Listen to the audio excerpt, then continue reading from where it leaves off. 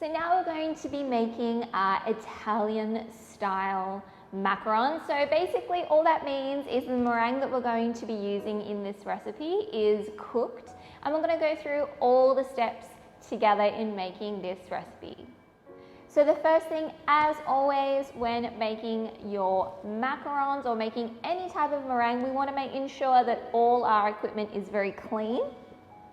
And to do that, we're going to be using some vinegar. So you want to grab yourself some kitchen towel. And we're going to add a little bit of vinegar to that. So all the equipment that we're using to whip up or anything that we're using to mix our vegan egg white replacer, we need to clean, so our ball whisk attachment.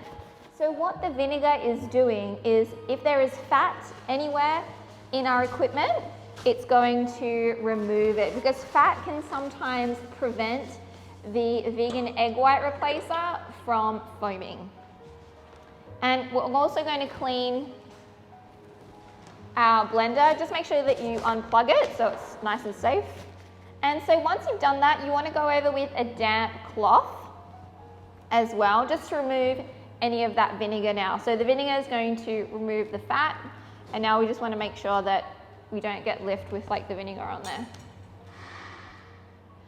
So now that our equipment is all nice and clean, we can start preparing everything.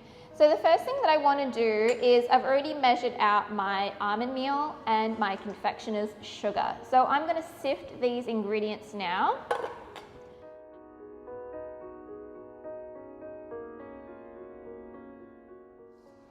If you still have some pieces of your almond meal that's not going through, you can use a large spoon or a bench scraper, and we're going to push it all through.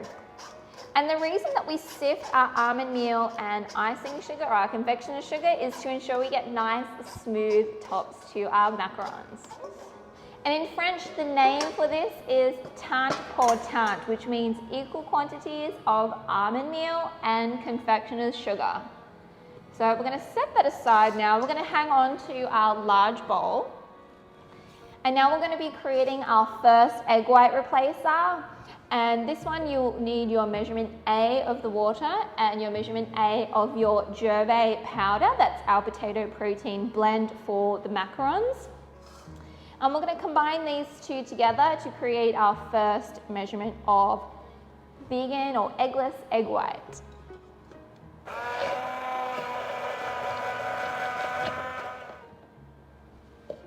And we're going to transfer this into our large bowl.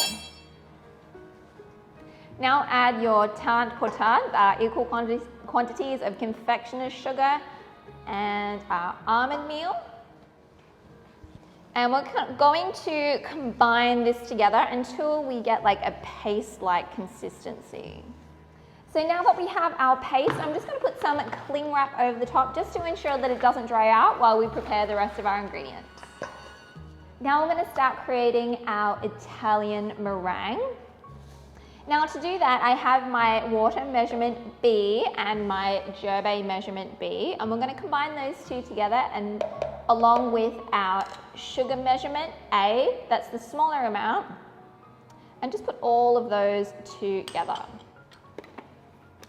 and give it a blend. Now transfer this egg white replacer into your large bowl. So once you've got your gervais mixture in there, we're going to set this on our stand mixer. And we're going to start mixing it on a medium speed. We don't want to put too much power into it at this point, so just a medium speed, and we're going to just start to get it to like a soft peak stage.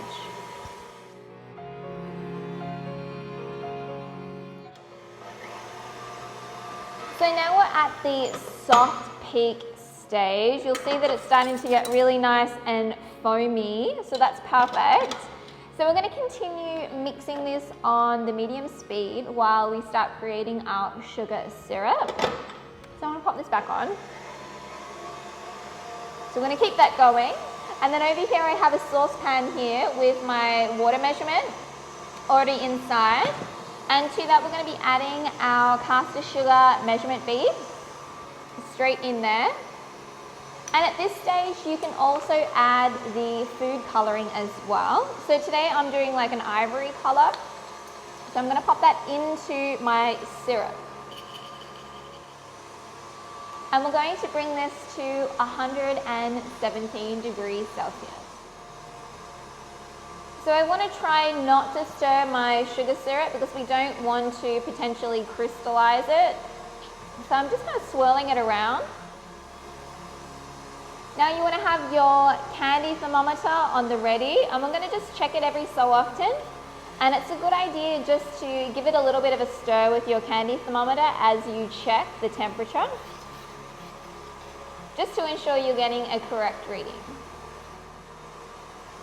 So we're already at our temperature. You want to take that off the heat.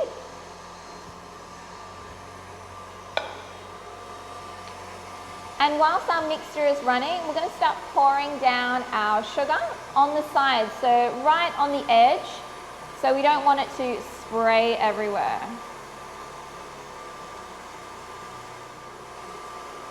And we want to beat our mixture until it's cool.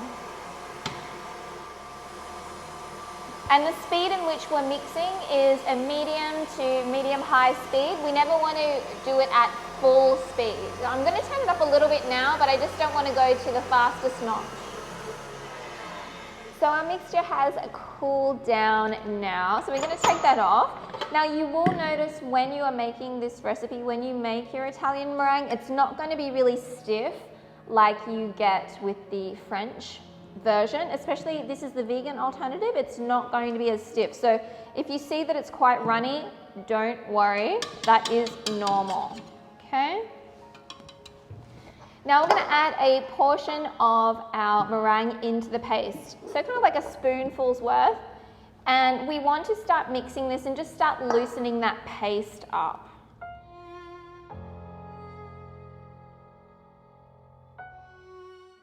Okay, so we're going to add a little bit more. It's still a little thick.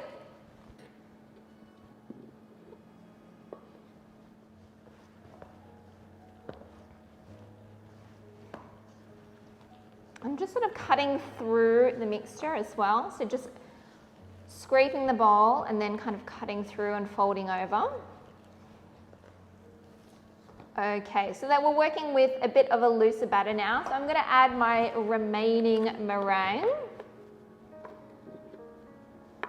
And we're going to fold this through. So kind of cutting and then going around, slicing through, going around.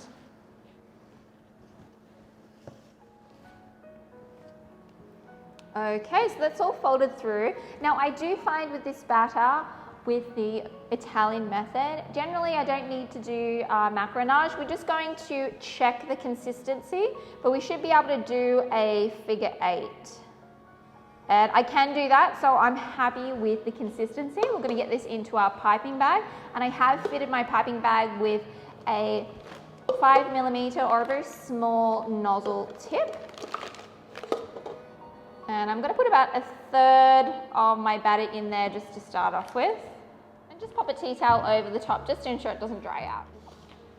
So now we can start piping our macarons. Now you want to get yourself a guide. So I have this one which is a silicone mat, or you can make your own just on some baking paper and using one of the nozzle tips just turned upside down, and you can go around the bottom of that to create your guide. Just make sure that you include a 1/2 inch spacing between each one.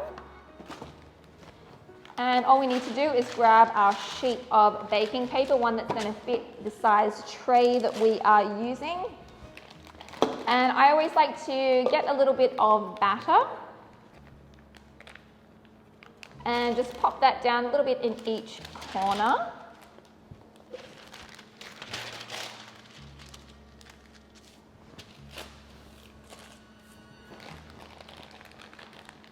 And always when we are piping, just to ensure that we have nice pressure, twist the end, and on a 90-degree angle, we're going to start piping these out until we get almost to the edge of our guide, and then we're going to stop and then just flick that off and then continue on.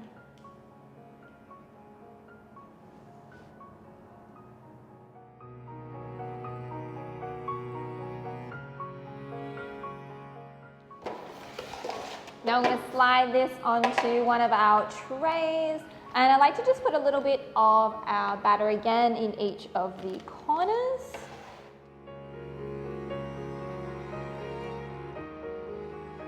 So we're going to clip the paper down just so it doesn't move when we are baking. Then we're going to give these a tap underneath just to bring any large air bubbles to the surface.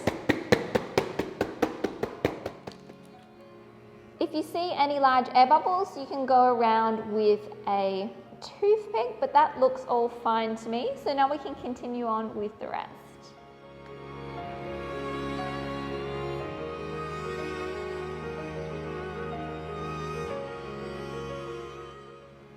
So I've piped all my macaron shells, and now I want to top them with something, so this is completely optional.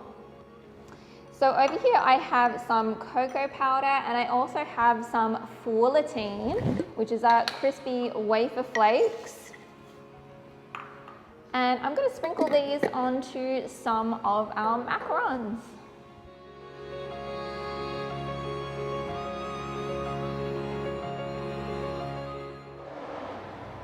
So now it's time to dry our macarons. Now, of course, you can just do this outside, just on a cooling rack, and just wait until they form the skin on top. However, I'm going to do this in my oven now, and I have it set to 35 degrees Celsius with a low fan.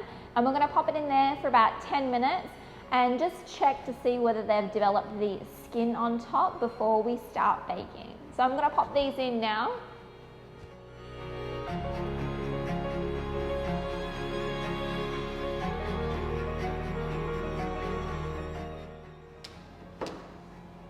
So we're just going to check our macaron shells now.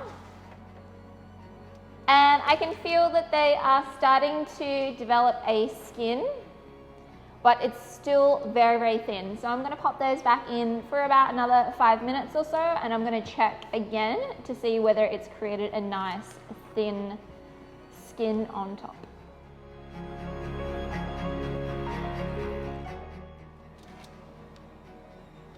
So they've created a nice skin on top now, and see how I can touch it with my finger without it sticking to my finger. So it's a nice thin crust or little shell, and I'm just going to pop those aside whilst I preheat my oven to 135 degrees Celsius. Now that our oven is preheated to 135 degrees Celsius, we can pop our macaron shells in to bake for 5 minutes so they get their feet.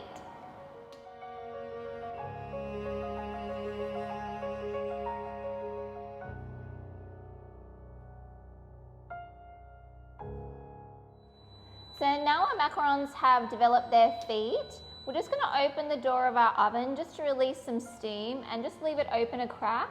If you are using a home oven and you can't leave your door open a little bit, you can just put yourself like a little tray or a spoon or something in between. We're going to leave this for about 5 minutes for the oven to cool down slightly.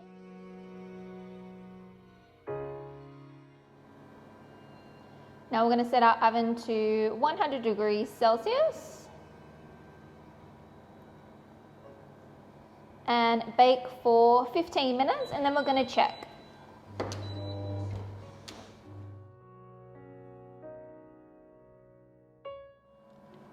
So our macarons are almost lifting off.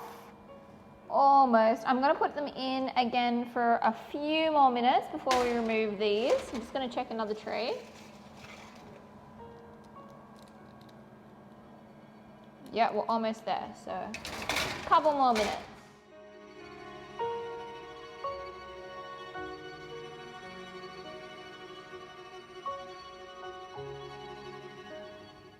So our macaron shells have been cooling on their trays for about 10 minutes, and I'm going to take these off now and pop it onto a tray that's going to fit into my freezer. And you can stack them up on top of one another, each sheet, and we're going to pop this into the freezer for about 30 minutes before we remove them off the baking paper.